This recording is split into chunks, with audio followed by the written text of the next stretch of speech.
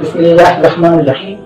لاکھوں کروڑوں دنیا محمد صلی اللہ علیہ وآلہ وسلم پر آپ کی آتا ہوں۔ ایک کہانی جو مجھے ایک بزرگ نے میری جوانی کے ابتدائی دنوں میں سنائی تھی، اب یہ مجھ پر فرض ہو چکا کہ یہ قرض میں اپنی اگلی نسل یعنی سید کمیونٹی کے نوجوان بچے بچیوں تک پہنچا دوں۔ کہانی کچھ یوں ہے کہ ایک بادشاہ تھا جس کی صرف ایک بیٹی تھی، انتہائی حسین و جمیل۔ وہ ایک وزیر کے بیٹے سے محبت کرتی تھی، دونوں کے درمیان پیار محبت کی دینیں بڑھ رہی تھی۔ ایک دن شہزادی نے وزیر زادے سے فرمائش کر دی کہ ہم دونوں شادی کر لیتے ہیں۔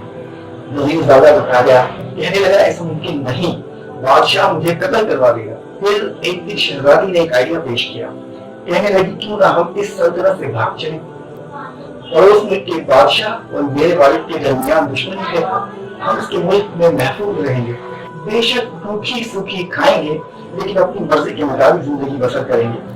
وزیر زادہ بھی جس کے سر پر عشق کا بھوت سوار تھا راضی ہو گیا۔ پلان بنا کہ فلاں رات ہم دونوں اس ملک سے بھاگ چلتے ہیں۔ منصوبے کے مطابق ایک اندھیری رات وزیر کا بیٹا محل پہنچا، شہزادی کو پہلے سے تیار تھی، اس کے ساتھ چل گئی۔ دونوں جلدی سے شہر کی حدود سے باہر نکلے، یہاں ایک استبل تھا۔ وزیر زادے نے استبل کے مالک سے کہا ہمیں ایسی سواری چاہیے جو رات ہی رات میں ریتیلا میدان عبور کر کے صبح فجر سے پہلے پڑوسی ملک کی حدود میں پہنچا دے۔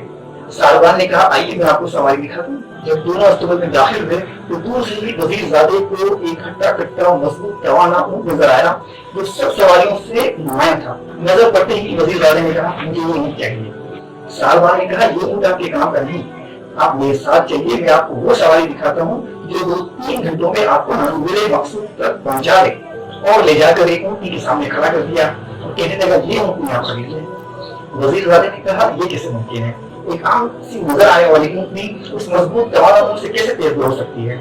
ساربان نے کہا جناب عالی آپ میری بات کا یقین کریں، یہ اونٹنی بہت تیز دوڑتی ہے، اس کی تو نسل ہی بھاگنے میں مشہور ہے۔ وزیر زادے نے کچھ دیر توقف کیا، کہنے لگا کیا فرمایا آپ نے، دوبارہ کہیے۔ اس نے کہا جی ہاں جناب عالی یہ اونٹنی بہت تیز دوڑتی ہے، اس کی تو نسل بھاگنے میں مشہور ہے۔ یہ الفاظ سن کر وزیر زادے پر کیفیت طاری ہو گئی۔ ساربان سے کہنے لگا معاف کیجیے گا جناب آپ کو تکلیف دی، لیکن اب میرا ارادہ تبدیل ہو چکا ہے۔ شہزادی سے جا کر کہنے لگا کیا تم یہ پسند کرو گی کہ کمزور ہماری اولاد کو ٹھکانا دیں کہ یہ بھاگنے والوں کی نسل ہے؟ شاید تمہیں یہ گوارا ہو لیکن یہ داغ میں اپنی نسل کو نہیں لگنے دوں گا، میرا فیصلہ ہے کہ ہم واپس جائیں گے۔ شہزادی کہنے لگی سب تو نہر میں کوہرام ہو گیا ہوگا، بادشاہ کے سپاہی میں ڈوبتے پھر رہے ہوں گے، اگر ہم پکڑے گئے تو مارے جائیں گے۔ لیکن وزیر کا فیصلہ اٹل رہا، چاروں ناچار شہزادی کو واپس لوٹنا پڑا۔ انہیں یہ دیکھ کر حیرت ہوئی کہ شہر بالکل پرسکون تھا۔ وزیر زادے نے کہا شکر ہے کسی کو پتہ نہیں چلا، جلدی چلا۔ محل کے داخلی دروازے پر وزیر زادے نے شہزادی کو رخصت کیا اور واپس مڑا تو کیا دیکھتا ہے سامنے بادشاہ کھڑا ہے۔ وزیر زادے نے ہاتھ جوڑ لیے اور کہنے لگا کہ میں آپ کا مجرم ہوں، آپ جو سزا دینا چاہیں مجھے دیں۔ بادشاہ نے کہا پہلے تم مجھے یہ بتاؤ کہ تم واپس کیوں آ گئے؟ وزیر زادے نے پورا واقعہ سنایا۔ بادشاہ نے پوچھا اگر تمہیں معاف کر دوں تو تم کیا کرو گے؟ وزیر زادے نے کہا کہ سب سے پہلے اس استبل میں جاؤں گا اور ان دونوں اونٹوں کو بھگا کر دیکھوں گا کہ ایک نسبتاً کمزور اونٹنی ایک مضبوط متوانا اونٹ سے کیسے جیت سکتی ہے۔ بادشاہ نے کہا ایک بات میں تمہیں بتاؤں، مجھے پتا ہے کہ اس پورے واقعے میں تمہارا کوئی قصور نہیں، دوسری بات یہ کہ تمہیں ان اونٹوں کو آزمانے کی کوئی ضرورت نہیں۔ میں گواہی دیتا ہوں کہ وہ اونٹنی جس کی نسل بھاگنے میں مشہور ہے وہی ریس جیتے گی۔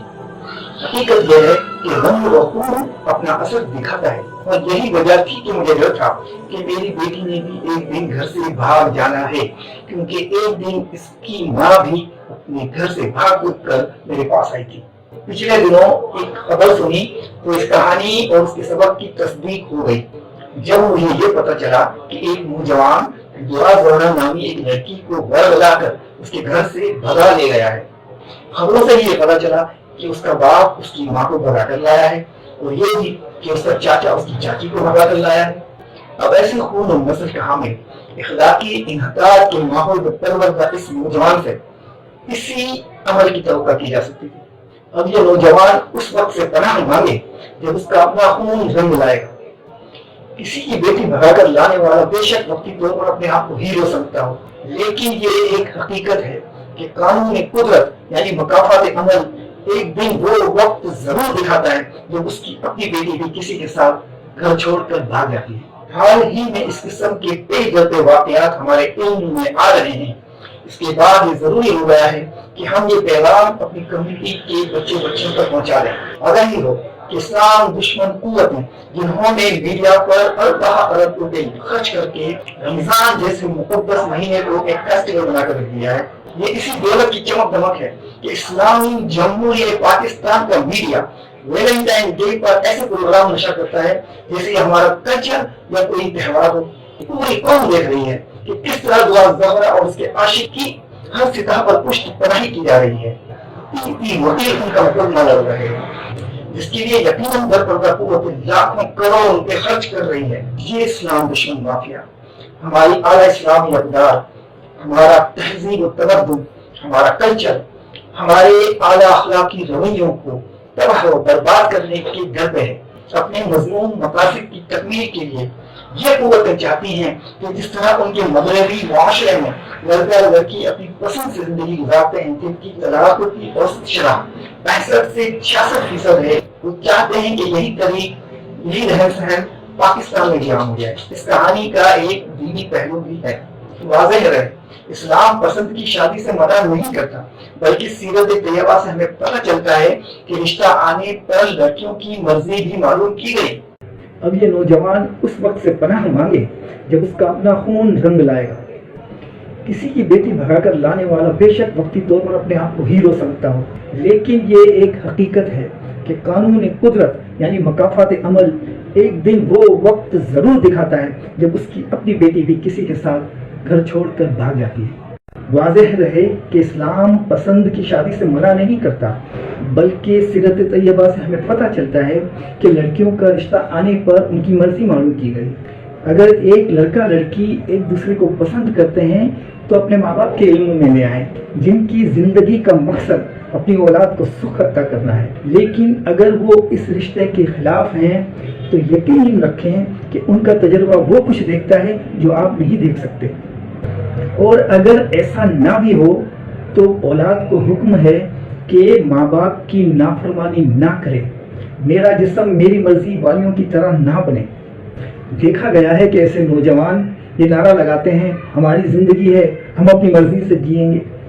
ایک مثال ہے، صحرا میں سراب دیکھ کر ایک ناتجربہ کار مسافر بھاگتا ہے کہ پانی مل گیا، لیکن تجربہ کار اسے سمجھاتے ہیں کہ بھائی یہ دھوکہ ہے، فریب ہے، پانی نہیں۔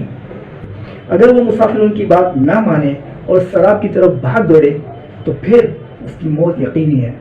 حضور کریم صلی اللہ علیہ وآلہ وسلم نے فرمایا، ماں باپ اولاد کے لیے جنت بھی ہیں اور جہنم بھی، ان کی رضا و خوشی پر ہی اولاد کی جنت کا انحصار ہے۔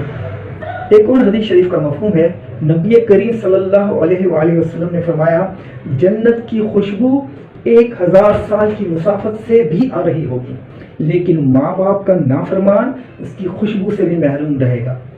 نوجوانوں کی رہنمائی کے لیے حنفی مسلک کا ایک فتویٰ بیان کرتا چلوں کہ کنواری لڑکی اس نے ولی کی اجازت کے بغیر غیر کفو میں نکاح کیا تو لڑکی کے اولیاء کو عدالت سے رجوع کر کے اس نکاح کو کینسل کرنے کا اختیار ہے۔ کفو کا مطلب ہے کہ لڑکا دین، دیانت، مال و نسب، پیشہ اور تعلیم میں لڑکی کے ہم پلہ ہو، ورنہ ولی نکاح منسوخ کروا سکتا ہے۔ ایک حدیث شریف کا مفہوم ہے کہ حضرت جبرائیل علیہ السلام نے حضور کریم سے ایک سوال پوچھا، یا رسول اللہ صلی اللہ علیہ وسلم، قیامت کب آئے گی؟ آپ نے فرمایا، جب مائیں اپنے آقاؤں کو جنم دینے لگیں تو سمجھو قیامت قریب ہے۔ یعنی ایسی اولادیں جو اپنی ماں کے فیصلوں کو، حکم کو بالائے طاق رکھیں اور ان پر اپنا حکم چلائیں۔ حقیقت میں ایسی اولاد قیامت کی نشانیوں میں سے ایک نشانی ہے۔ صلہ رحمی کا مطلب ہے خونی رشتوں کا پاس، اور اس میں سب سے پہلا نمبر ماں باپ کا ہے۔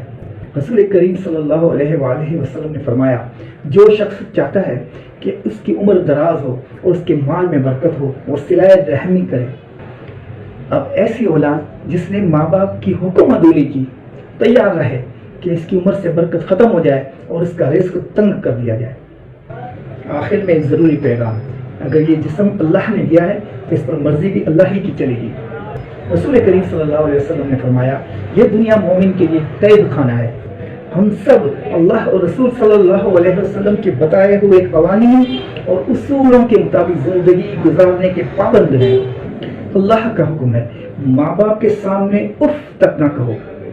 अगर कोई समझता है कि माँ बाप की मर्जी के बगैर एक खुशहाल जिंदगी गुजार लेगा तो याद रखे कि रसूल करीम सल्लल्लाहु अलैहि वसल्लम ने फरमाया कि बाप की रजा अल्लाह की रजा और बाप का गुस्सा अल्लाह का गजब है।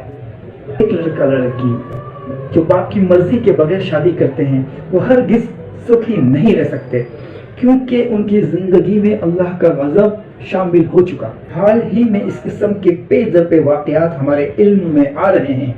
इसके बाद ये ज़रूरी हो गया है कि हम ये पैगाम अपनी कम्युनिटी के बच्चों तक पहुंचा दें। आगाही हो कि इस्लाम दुश्मन कुव्वतें जिन्होंने मीडिया पर अरब अरब रुपए खर्च करके रमज़ान जैसे मुक़द्दस महीने को एक फेस्टिवल बनाकर रख दिया है, ये इसी दौलत की चमक दमक है कि इस्लामी जमहूरिया पाकिस्तान का मीडिया वैलेंटाइन डे पर ऐसे प्रोग्राम नशर करता है जैसे ये हमारा कल्चर या कोई त्यौहार हो, जिसके लिए यकीनन दरपर्दा कुव्वतें लाखों करोड़ों रुपए खर्च कर रही है। ये इस्लाम दुश्मन माफिया हमारी आला इस्लामी अक़दार, हमारा तहजीब व तमद्दुन, हमारा कल्चर, हमारे आला अखलाकी रवैयों को तबाह व बर्बाद करने के दर पे है। अपने मज़मूम मकासद की तकमील के लिए ये कुव्वतें चाहती हैं कि जिस तरह उनके मगरबी मुआशरे में लड़का लड़की अपनी पसंद से ज़िंदगी गुजारते हैं, जिनकी तलाक की औसत शरह 65 से 66% है, वो चाहते हैं कि यही तरीक, यही रहन सहन पाकिस्तान में भी आम हो जाए। वमा अलैना इल्लल बलागुल मुबीन, और हमारे ज़िम्मे तो साफ साफ पहुँचा देना है। शुक्रिया। अल्लाह।